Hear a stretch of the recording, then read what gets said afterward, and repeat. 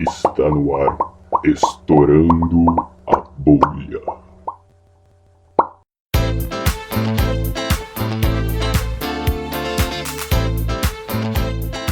Então, professora, a gente conversou um pouquinho sobre seu apelido, que pelo jeito não faz sentido nenhum, sobre o que você faz e agora num aspecto um pouquinho mais geral. Como que seria a vida de um geólogo? O que você faz como um geólogo no seu dia a dia? Como a gente falou, tem muitas áreas diferentes na geologia. Eu acho que o que elas têm em comum é uma tendência que, bom, não é todo mundo, mas quase todo mundo sai para adquirir dado no campo, em todas as áreas da geologia. Então essa é uma característica do geólogo, é viajar muito, né? Viajar a trabalho. Nas férias as pessoas vão viajar e os geólogos ficam em casa, né? O geólogo é um cara que normalmente está aqui nas férias, porque a gente já viaja muito a serviço, né? E é cansativo, mas também é bem legal. Claro. O dia a dia, bom, eu sou professor, né? O meu dia a dia é o dia a dia de um professor da USP que é explorador, mais no sentido de explorar os alunos de pós do que de ser o Indiana Jones, né? Mas a gente dá aula e faz pesquisa e cuida de uma parte burocrática imensa e orienta. Então é assim, a minha vida não é muito diferente da vida de um professor de física no dia a dia, mas a gente adquire dado no campo em vez do laboratório. A gente vai adquirir dado no campo. Então o que tem de diferente é isso. Um geólogo que trabalha numa empresa vai ter o dia a dia de escritório dele como colega que é da área de economia ou de TI ou de qualquer coisa. Mas na hora de adquirir dado, ele vai para o campo. A diferença é essa. Então não no tem muita caso do diferença. astrônomo, O que nos né? aproxima Ele vai muito pro dos campo biólogos. pra adquirir. Dos biólogos de campo, né? Então a gente tem problemas na nossa vida que são parecidos com os deles e é fácil ver os pontos de contato e fazer piada, né? Conhecemos os mesmos lugares que ninguém conhece, né? Aqueles fim de mundo. É comum assim também o geólogo, você já viajou para tantos países, sim, mas eu conheço a vila do fim do mundo desse país, Você eu já não viajou conheço a para outros países? capital. Você conhece Londres? É, Não, nunca exatamente, é assim. Mas o que É? você fez lá, então? Eu fui para a Escócia, mas fui para Aberdeen, que é o centro de petróleo. Eu trabalhei na Itália, mas em Urbino. Onde É, então. Urbino. Ok. Eu fui para a África do Sul, eu fui para o nordeste da África do Sul, para a fronteira com o Botsuana. Nunca fui para Cape E Town. Botsuana é um país. É. Fique claro aí. E já falando dessa parte de ter bastante viagem de campo, pra você, assim, quais das viagens de campo que você já fez na sua vida, quais foram as mais importantes, tanto academicamente quanto pessoalmente? E as mais E engraçadas. as, também. É assim, tem uma fase da carreira do geólogo que ele está fazendo mestrado, doutorado, que ele vai muito para um lugar só. Né? E a área que eu trabalhava nessa época é no Rio Grande do Sul, perto da fronteira com o Uruguai. Então essa é uma área importante para mim, que eu tive minha formação como geólogo de campo lá. O que você estudou lá? Eu estudava umas rochas cambrianas e neoproterozoicas, umas rochas de mais de 500 milhões de anos, que tem depósitos fluviais, numas bacias pequenas, que eram umas bacias... Bom, é muito termo técnico, né? Mas eram umas bacias como as do leste da África, assim, os rifts, que abrem umas uns rachaduras. buracos, né? Que tem falha dos dois lados. Ok, agora... Eu não gosto de falar isso porque diziam que aquilo era a valeta do ninguém, né? Isso me magoava. Mas é um buraco que encheu de sedimento, o sedimento era por rio, e eu estava tentando entender aqueles rios, a relação deles com a tectônica.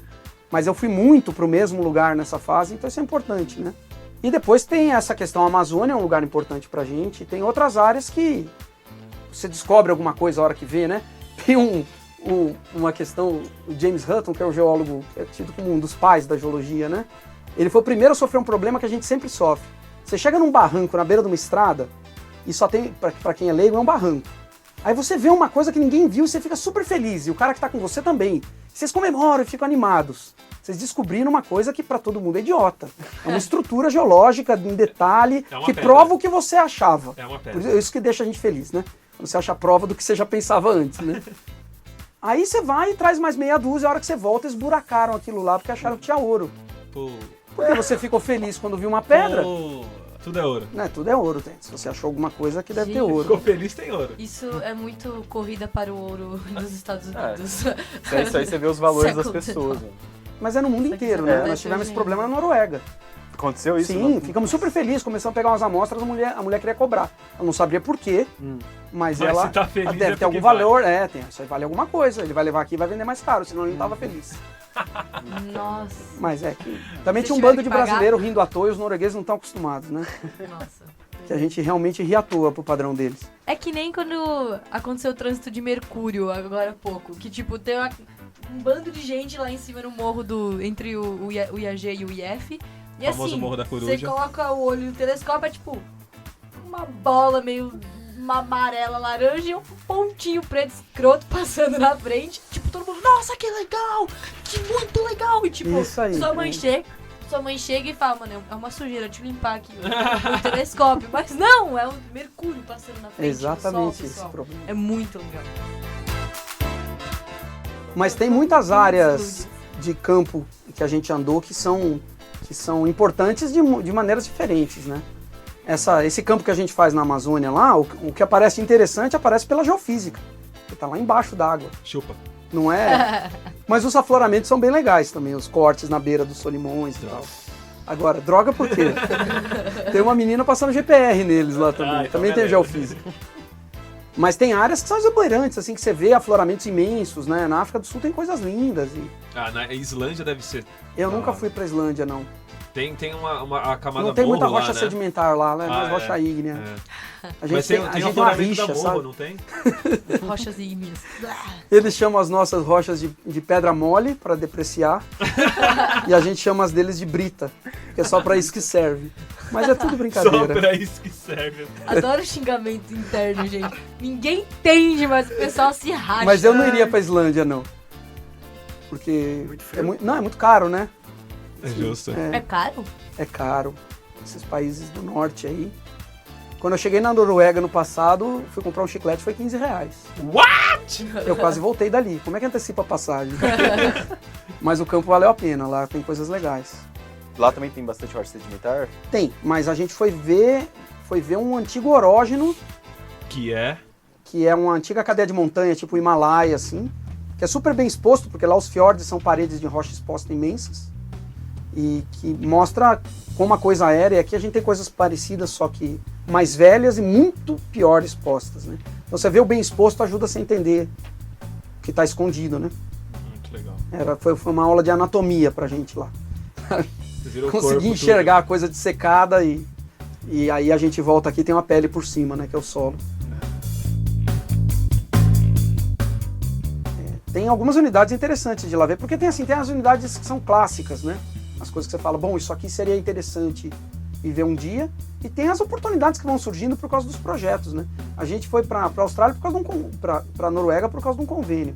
Os meus alunos foram estudar uma sucessão na Austrália num projeto que tinha a ver, porque lá tem o depósito de Rio Grande mais bem exposto. E eu não consegui ir, porque a burocracia não me permitiu, né? Eu tinha outras coisas para fazer aqui que eram importantíssimas e eu não lembro o que era mais. Então, Mas você que não lembra só deixar. o que você É assim que a coisa funciona.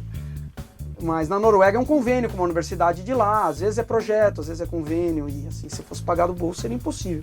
E sempre você extrai uma pesquisa disso, né? Entra dentro de um contexto, né, de algum aluno que está trabalhando de pós-graduação ou de alguma linha de pesquisa dentro do projeto. o mais interessante disso é que, tipo, nada... Bom, falando leigamente, até onde eu vejo essa parte da ciência, nada é a fins lucrativos. Até Então, era exatamente essa pergunta que eu ia fazer. Se não tem fim lucrativo direto, quem banca todas essas viagens, esses campos, etc?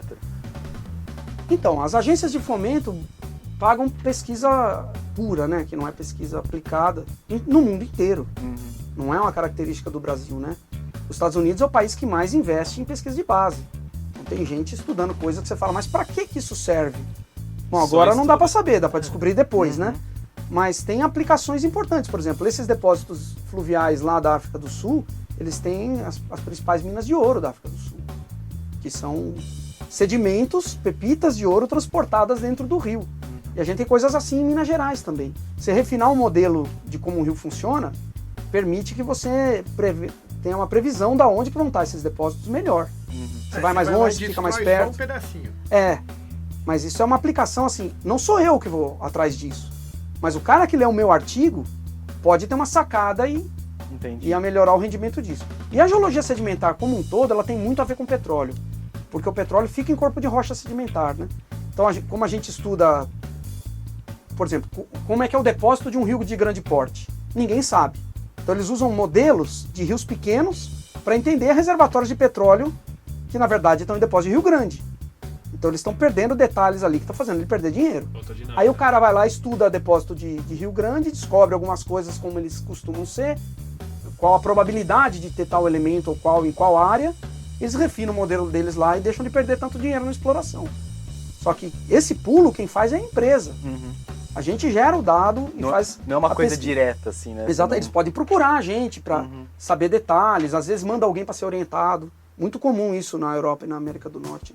Tem um grupo estudando uma coisa que é importante para uma empresa, ela pega uns profissionais lá para fazer mestrado, doutorado com esse grupo, para aprender e depois trazer de volta, né? Mas não são dois universos. Na geologia é muito perto, na verdade. Para a gente é fácil mostrar as áreas de contato. Mas a ciência pura vale por si, né? Porque ela gera um acúmulo de conhecimento que gera cadeias, né? Que são imprevisíveis. Você não sabe de onde, juntando isso com aquilo, o que vai sair de novo de aplicado, né? Não dá para você falar, não, só vamos agora descobrir tal coisa. Não dá para você imaginar o que você vai descobrir, não existe isso. Não faz sentido. Então, mas vamos investir dinheiro para desenvolver esse produto. Sim, mas o que a gente precisa descobrir de novidade, né? E às vezes sai do acaso. É Então, difícil. então investir em ciência de base é quase que uma aposta, entre aspas. Mas é assim que eles veem no hemisfério norte. Eles têm índices do quanto que gera de dado inútil e de inovação, mesmo para pesquisa que eles chamam de aplicada. Então você tem uma linha de pesquisa aplicada, você põe um tanto de dinheiro aqui para avançar no conhecimento de tal área que vai gerar tais produtos, possivelmente. Assim, não sei quanto, não tem esse dado, mas a maior parte desse dinheiro não dá em nada. Mas investimento é isso, né? Investimento é isso, é É uma sempre aposta, um risco. sempre. Agora, o que dá resultado muda a dinâmica da economia e faz a inovação é a base das economias desenvolvidas, né? É que é interessante a gente discutir isso por essa onda que nosso país está tendo agora de não querer mais investir em ciência, né? E todo mundo sente isso, vê isso, né? Então, na verdade, é interessante a gente mostrar o valor que a ciência pode ter a partir de investimento nela, mesmo sendo uma aposta. Eu acho que vocês têm um papel importante nisso, né? Porque eu não vejo como uma onda tão grande, não. A gente pode discutir isso daqui a um minuto, mas a questão é desinformação. É isso. Se as pessoas souberem como é que o sistema funciona, onde ele funciona, porque não adianta você ficar criticando se você não conhece, né? E falar, vamos mudar e reformar, tudo bem, mas vamos estudar os modelos que funcionam para fazer isso, certo? Não é falar, eu acho que... E onde o modelo funciona, esse modelo de ciência acoplado à inovação, tem um investimento gigante em ciência pura. Gigante mesmo. É muito dinheiro, principalmente nos Estados Unidos. Mas o que eu ia falar um minuto depois? A onda. Porque você vê, nos Estados Unidos, tem um movimento real, anticientífico, certo? Um fundamentalismo religioso ligado a partidos A grandes galera da Terra e plana. com discursos políticos pesados contra isso, e sempre teve. Mas mesmo assim, nem democrata nem republicano deixa de investir no que eles sabem, que é o único diferencial que eles têm como país. É o único. É ter mais ciência e mais tecnologia, e as coisas andam junto, né? Então, assim, no Brasil não chega nem perto de ter a resistência ao dinheiro que se investe em ciência e no sistema universitário do que tem nos Estados Unidos. Porque a gente tem essa impressão que nos Estados Unidos a universidade é privada só porque eles pagam para estudar, mas não é, né? São fundações sem fins lucrativos e muitas universidades públicas, você paga numa universidade pública, ela é do Estado, a Universidade da Califórnia, por exemplo. O Estado da Califórnia é dono do sistema da universidade. Berkeley é do Estado da Califórnia, San Diego, a Você UPA. paga para estudar numa faculdade Pública, lá é assim. E esse dinheiro não paga nem... Nossa, não paga quase nada, porque o grosso do dinheiro que entra na universidade é para projetos de pesquisa gigantescos, que não dá para pagar com mensalidade. Não é daí que vem esse dinheiro vem de investimento federal, das agências de fomento, da NASA, do NSE. É que eles já perceberam que rende, né? Por mais que tenha essas porcentagens, É. a gente sabe que vale a pena. E de parcerias com empresas também, né? Tem uma parte que é tecnologia sendo desenvolvida dentro da universidade com dinheiro de empresa. Isso existe também. Mas não é a mensalidade que paga isso, certo? Então, lá eles reclamam mais do que aqui, que as universidades e o sistema de ciência custa muito para o Estado. Eles reclamam muito mais do que aqui, mas a questão é assim, Não é quantas pessoas reclamam, é os argumentos, né? Então você convence os dirigentes que definem para onde vai o dinheiro, né? Simplesmente mostrando que isso dá lucro no fim da conta. Porque dá muito lucro, né? Você ter gente qualificada, formada, e só isso já é um impacto econômico violento, né? Que é o retorno que a universidade dá direto, é a formação de pessoas qualificadas. E o segundo é esse, né? Da inovação e da pesquisa e da ciência. É difícil até fazer essa conta. Ah, né? tem economista que sabe fazer. Que sabe fazer essa Sabe. conta? Eles- Quanto gera de lucro uma pessoa? Sim, eles fazendo. conseguem fazer valoração até de água subterrânea. Olha lá. Por que não São vão fazer bons, de né? conhecimento e Os caras são bons. do impacto econômico dos egressos da universidade? Isso é uma conta que para quem é da área é fácil. Uma história engraçada que você já teve de viagem de campo, assim, o lugar mais away, assim, que você já foi, você ficou, o que eu tô fazendo aqui? Ah, já teve vários, mas tem um que é divertido. Tem uma cidade no semiárido da Bahia, a norte de Salvador, que chama Caldas do Jorro. A cidade nasceu em volta de um poço da Petrobras antigo que deu água. E deu água quente. Eita. Então o que eles fizeram? Eles fizeram um sistema de chuveiros de água quente na praça da cidade. E aí a cidade cresceu em volta disso, com turismo, assim, com Turismo da água quente. uns mitos de que a água quente faz bem para a saúde. Um calor, gente. Um calor insuportável. O pessoal tomando banho de água escaldante lá, que faz bem para a saúde. Né? E tinha questões assim que era afrodisíaco também. Então tem todo um criou um sistema mito em econômico volta. paralelo ali. Mas você chega na cidade, de noite, você vai almoçar, só tem a praça, uns restaurantes e bares em volta e umas casas, né?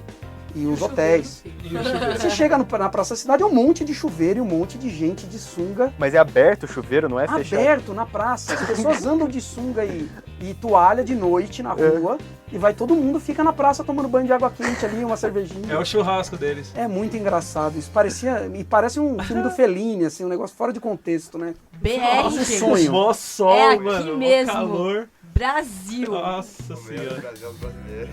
Essa é uma história engraçada. Não, é lógico que a maior parte é tio barrigudo, né? Você não consegue ficar olhando muito. Ah, nunca tem, né? Hã? Alguém que você possa ficar olhando muito. Ah, depende do gosto, né? Tem muito tio Do barrigudo. gosto. Tem quem curte os ursinhos, né? Mas tem, essa é um lugar divertido. Agora, tem... Culturas locais são sempre estranhas, né? Alguém já recebeu você ou o grupo de pesquisa no tiro, na bala? O meu grupo, não.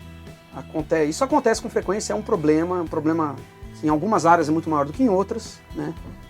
Depende da cultura local, de como é que o cara se sente dono ou não da terra, porque a gente entra na terra dos outros para trabalhar o tempo todo, né? Fofo. Mas já aconteceu de grupos de alunos que a gente estava levando para aprender a fazer mapa geológico, lá no Rio Grande do Sul, onde eu trabalhei a vida inteira e nunca tive problema.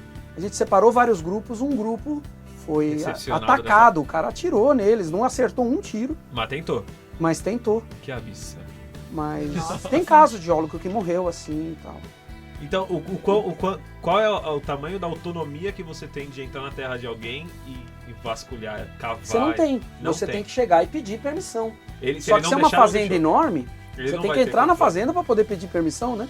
A casa não é na Aí beira. já tava uns 2 tiros no percurso. Não, né? e às vezes você não sabe que, assim, tem um monte de cerca separando pastos diferentes, você não sabe que mudou de propriedade. Essas coisas não são É simples. uma loucura. Mas não é um problema tão sério, não.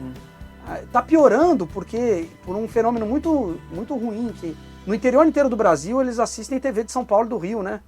Então o cara assiste o Datena lá e acha que o mundo é muito violento. E da terra. E aí lá não acontece nada e o cara tá morrendo de medo de alguém vir roubar o trator dele, né?